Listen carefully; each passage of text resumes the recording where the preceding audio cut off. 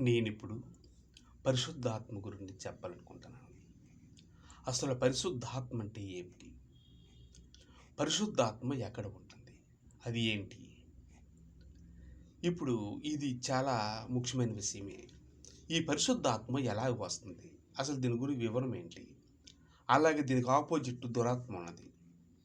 పరిశుద్ధులందరికీ పరలోకం ఉన్నది. దురుపనులు చేసిన వాళ్ళందరికీ నరకం ఉన్నది. ఈ దురాత్మలు ఎన్ని ఉన్నాయి? పరిశుద్ధాత్మ దేవుని ఆత్మ ఎన్ని ఉన్నాయి? పరిశుద్ధాత్మ అనేది ఒకటే. తండ్రి యొక్కయు కుమారునొకయు పరిశుద్ధాత్మ లోనికి బాప్తిసం తీసుకున్నాడు యోహాను సువార్త. అది లాస్ట్లో మత్తయి సువార్త లాస్ట్లో 28:11 అయితే లాస్ట్లో 28, 19 వచనంలో ఉంటుంది. అయితే ఇది ఏంటంటే పరిశుద్ధాత్మలోకి తండ్రి యొక్కయు కుమారునొకయు పరిశుద్ధాత్మ లోనికి ఆ ఆత్మ ఆది నుంచి అంతం వరకు కూడా ఆత్మ ఆదిలో ఉన్నది.